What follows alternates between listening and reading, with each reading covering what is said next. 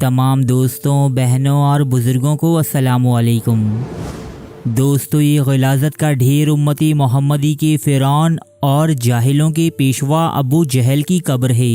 یہاں آنے والے لوگ نہ صرف اس قبر پر نجاست پھینکتے ہیں بلکہ اپنے جوتوں اور پتھروں سے اس کی تواضع بھی کرتے ہیں۔ زیر نظر ویڈیو کو بنانے والے کریئٹر کا کہنا ہے کہ ابو جہل کی قبر سے ایک ناگوار اور انتہائی عجیب بدبو خارج ہوتی ہے جو یہاں آنے والوں کو اس صاحب قبر کی بدعمالیوں، گستاخیوں اور رعونت کے قصے سناتی ہے۔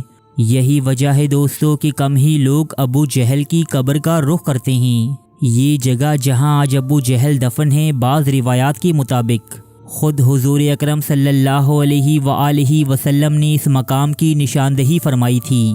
مشرکین مکہ کا سردار اور حضور اکرم صلی اللہ علیہ وآلہ وسلم کی ذات کا سب سے بڑا دشمن ابو جہل، جس کا اصل نام عمر بن ہشام تھا، مشرکین مکہ اسے ابو الحکم کے نام سے پکارتے تھے، یعنی دانش مند اور زیرک انسان۔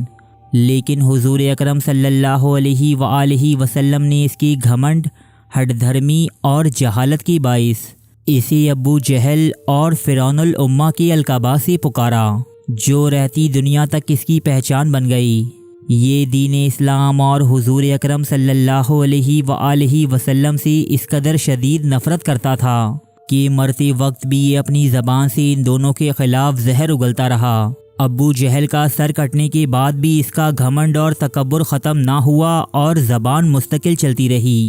دوستو، آج کی ویڈیو میں ہم بیان کریں گے ابو جہل کی سیاہ کرتوت اور اس کی موت کا المناک منظر، وہ بھی تاریخی اور مستند حوالوں کے ساتھ۔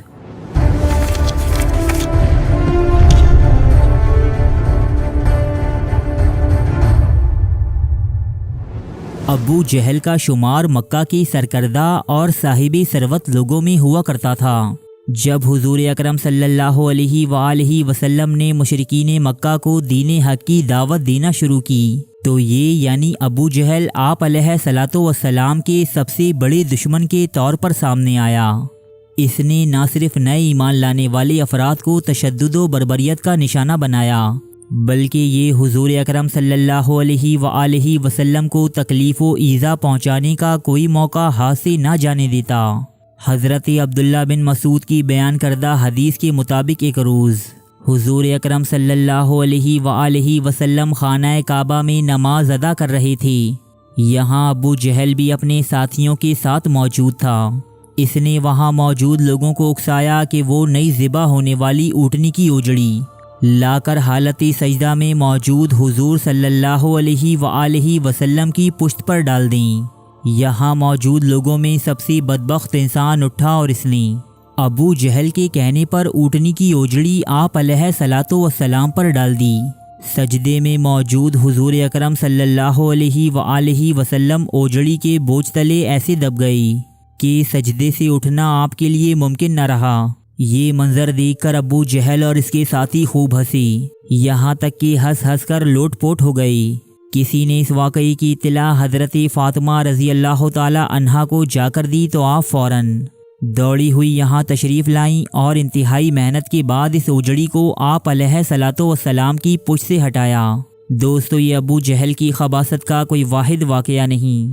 ابو جہل نے نہ صرف حضور اکرم صلی اللہ علیہ وآلہ وسلم کو وادی بدخا میں زخمی کیا بلکہ اس نے ایک مرتبہ آپ علیہ الصلوۃ والسلام کے قتل کا منصوبہ بھی بنایا جس میں وہ کامیاب نہ ہو سکا۔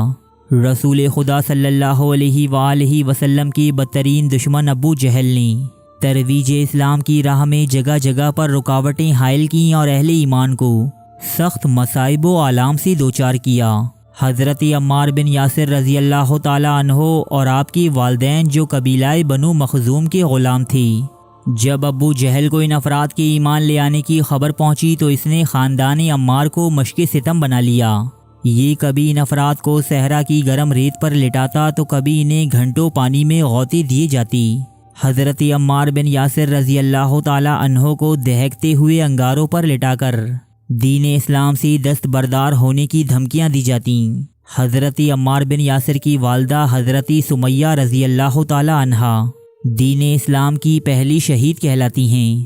جنہیں اسی بدبخت ابو جہل نے انتہائی وحشیانہ طریقے سے نیزہ مار کر شہید کر دیا تھا۔ یہی وجہ ہے دوستو کہ حضور اکرم صلی اللہ علیہ وآلہ وسلم نے فرمایا تھا کہ ہر امت کا ایک فرعون ہوتا ہے اور میری امت کا فرعون ابو جہل ہے۔ دوستو فرعون اپنی بے انتہا سرکشی اور خدائی کے دعووں کے باوجود اپنی موت کے وقت اپنی فطرت سے پلٹ آیا تھا، تاہم ابو جہل وہ شخص تھا کہ جس نے مرتے مرتے بھی اسلام دشمنی اور غرور و تکبر کا دامن نہ چھوڑا۔ دوستو ابو جہل کی موت واقع ہوئی بدر کے میدان میں کہ جب دو نوجوانوں معاذ اور معوذ نے اسے پے در پہ وار کر کے قریب المرگ کر دیا تھا، تاہم یہ جنگ کے اختتام تک مرا نہیں تھا۔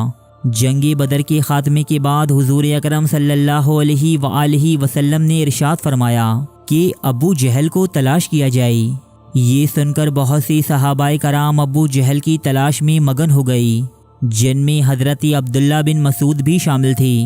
تلاش کے دوران ایک مقام پر آپ کو ابو جہل نظر آیا جو ابھی تک زخمی حالت میں تھا لیکن مرا نہیں تھا۔